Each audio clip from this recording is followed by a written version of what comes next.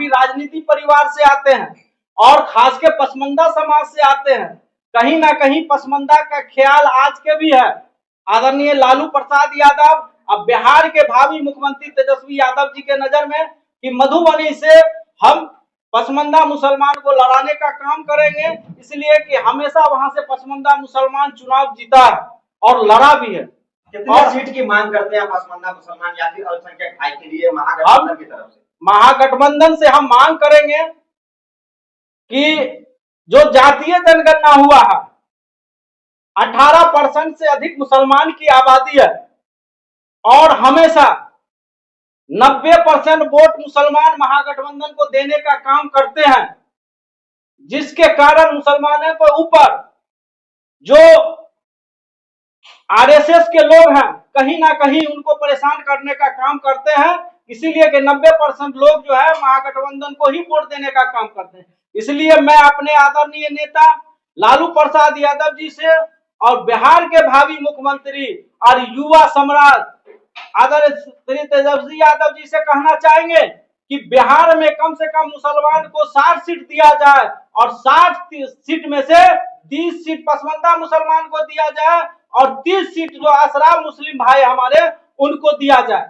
और मधुबनी लोकसभा में, मधुबनी जिला में 2 लोकसभा है।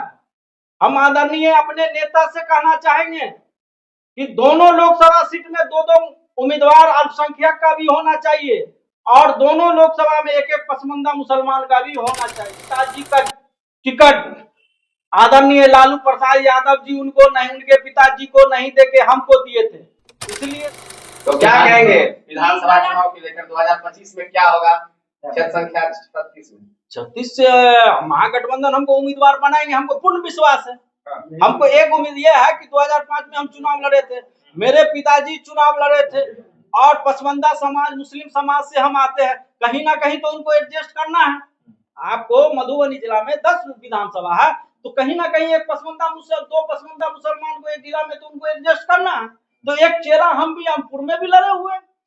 मधुबनी के बारे में बोल रहे हैं, गलत अफवाह फैला रहा है, तो गलत अफवाह आपके पक्ष के ही पार्टी के ही लोग फैला रहे हैं या विपक्ष के? नहीं, हमारे ही पार्टी के लोग फैला रहे हैं, जिनको हमसे डर है कि मेरा टिकट काट के ये ना इनको मिल रहा है, इसीलिए उनको डर है तो अफवाह फैला के इनका नाम। मतलब आप क्लियर कहना चाहते हैं कि जन सुराग से आपका कोई ताल्लुक न कल था, न आज है, न रहेगा। ना हम निर्दलीय से चुनाव न कल लड़ेंगे, न आज मतलब अब होगा वो लड़ेंगे। हम लड़ेंगे भी चुनाव मधुबनी विधानसभा से महागठबंधन के उम्मीदवार के रूप में चुनाव लड़ेंगे। अगर महागठबंधन ने किसी और को टिकट दे दिया तो फिर आप क्या करेंगे? हम रहेंगे, पार्टी आला कमान का जो निर्देश होगा हमारे भावी, हमारा एक ही लक्ष्य है कि तेजस्वी यादव बिहार के मुख्यमंत्री बने। मेरा यही लक्ष्य है और कुछ लक्ष्य नहीं है। पार्टी जिसको टिकट देगी आप उनके साथ हैं? हम पार्टी के साथ हैं, पार्टी के विचार के साथ हैं। उनको नहीं मिल रहा है भाई, वो अपने खुद चेंज कर रहा है, उनसे जाके पूछिए। वो चाह रहे हैं कि उनका जो कार्यकलाप रहा है मधुबनी विधानसभा में कार्यकर्ता के प्रति, जनता के प्रति उनको मिला, तो क्या आप निर्दलीय लड़ेंगे? हम चुनाव नहीं लड़ेंगे। नहीं लड़ेंगे। अगर पार्टी का निर्देश होगा उनको साथ देने के लिए तो हम पार्टी का उनका साथ देंगे, लेकिन दूर। चलिए, सबसे पहली बात कि हम आप लोग को धन्यवाद देते हैं कि हमारे बुलाने पर आप लोग आए हैं, इसके लिए मैं शुक्रिया अदा कर रहा हूँ आप सभी मीडिया भाइयों। जी, ऐसी अफवाह उड़ाई जा रही है कुछ लोगों के द्वारा कि आप जन स्वराज के प्रत्याशी होने जा रहे हैं मधुबनी विधानसभा से, इस बात में कितनी सच्चाई है? सबसे पहले मैं अपने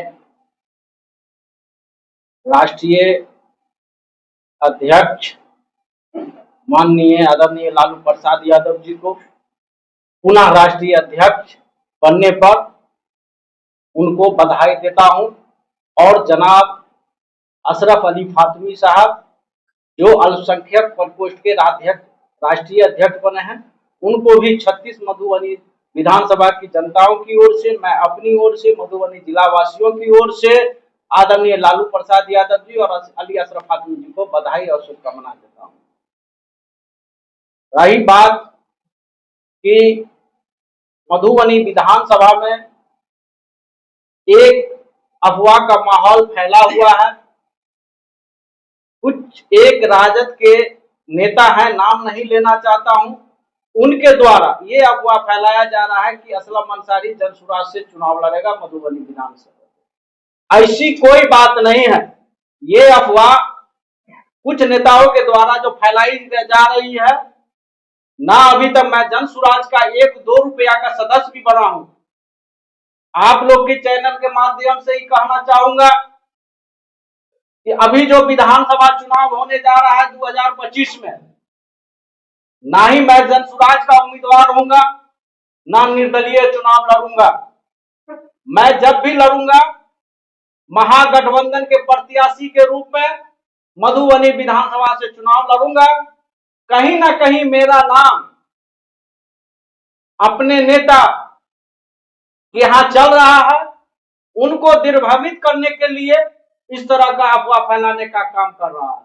महागठबंधन से आप कह रहे हैं लड़ेंगे, लेकिन महागठबंधन के ऑलरेडी विधायक यहाँ पे सिटिंग विधायक है, क्या लग रहा है उनको हटाकर आपको मौका देगा? हम बता रहे हैं, आप पुरानी कहानी को देखिए।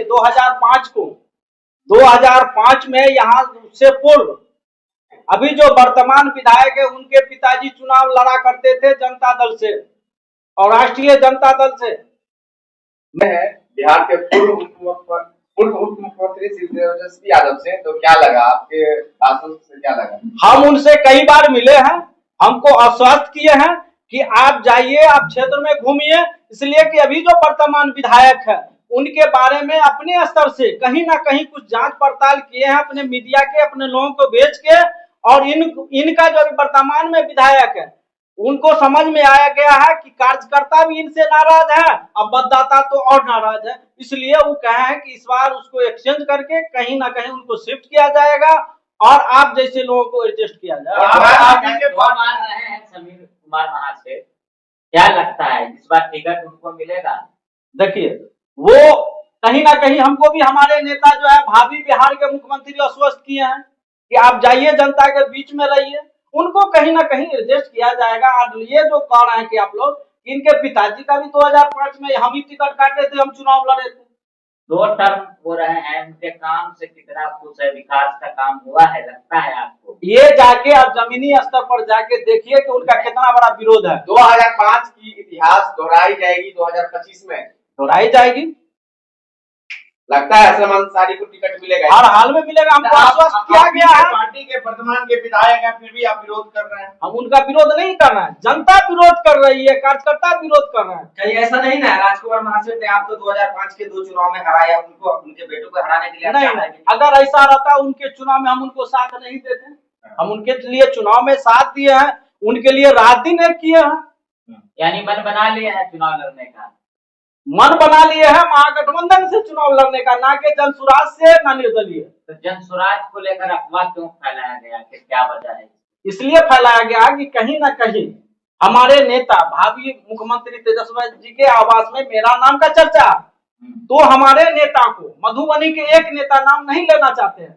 इस तरह के अफवाह फैला के अपने नेता को दिग्भ्रमित करने का काम करने का जो कोशिश किए थे, वो सब चीज समझ रहा है कि ये क्यों कर रहा है, नहीं कर रहा है, इसलिए कि उनका कितना बड़ा क्या रहा रोल है सब जानते हैं। किस ग्राउंड पे आप कह रहे हैं कि ये सीट जो है पसमानदा मुसलमान को होना चाहिए? कोई इतिहास रहा है अब तक मधुबनी विधानसभा? देखिए, पसमानदा मुसलमान का इसलिए हम कह रहे हैं कि हमको भी 2 बार मिला है। मेरे पिताजी भी यहाँ से विधायक चुने गए हैं, मेरे फूफा भी MP चुने गए हैं, मेरे पिताजी भी MP बने हैं यही मधुबनी से, और पसमानदा के नाम पर मधुबनी से के पसमानदा मुसलमान के नाम पर 2 बार विधान परिषद के सदस्य भी मेरे पिताजी को कांग्रेस पार्टी ने चुना। कैसे पता चला कि आप गोपनीय प्रशांत किशोर जी से मिल रहे हैं?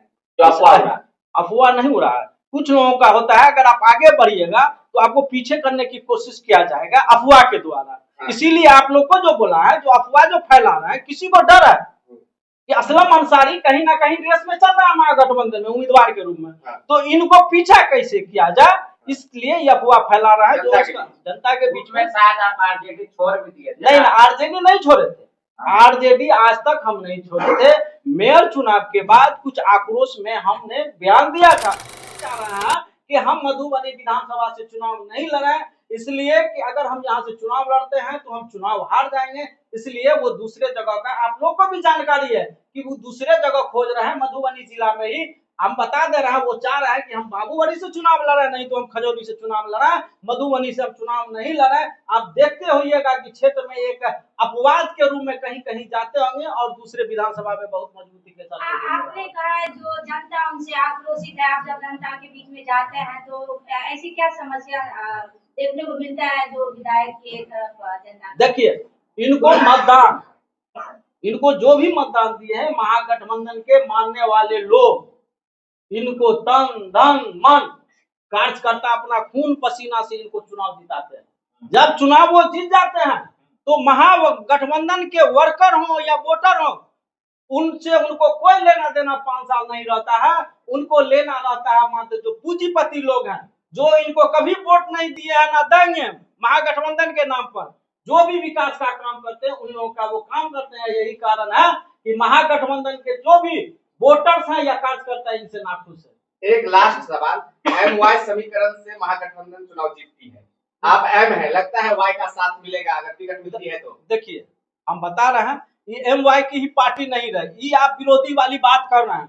राष्ट्रीय जनता दल हमेशा सब वर्ग के लोगों की पार्टी है, ना कि एम वाई की पार्टी है। इसलिए ये कुछ लोग जो हैं, जो महागठबंधन के विरोधी पार्टी हैं, वो एम वाई की बात करते हैं, लेकिन हमारे नेता हम लोग जो हमेशा सभी वर्ग को लेके चलते हैं। इसीलिए कि हम अभी मेयर का भी चुनाव लड़े थे, आप लोग देखे होइएगा कि हमको हर वर्ग का वोट मिला था, ऐसा नहीं है। तो मेयर चुनाव के बाद आप जनता के बीच हैं? हम कल भी थे, आज भी हैं और जब तक जीवित रहेंगे तब तक हैं। हाँ। चुनाव लड़े नहीं लड़े, हम हमेशा वर्कर के बीच में है, जनता के बीच चलिए, में। परिचय दे दीजिए। मेरा नाम मोहम्मद असलम अंसारी है, मधुबनी से भावी उम्मीदवार, 36 मधुबनी से भावी उम्मीदवार महागठबंधन के हैं और 2005 राष्ट्रीय जनता दल के टिकट पर मधुबनी से चुनाव लड़े थे। और वो भी टिकट अभी जो वर्तमान विधायक हैं उनके पिताजी का टिकट काट के हम मधुबनी से चुनाव लड़े थे राष्ट्रीय जनता दल के टिकट।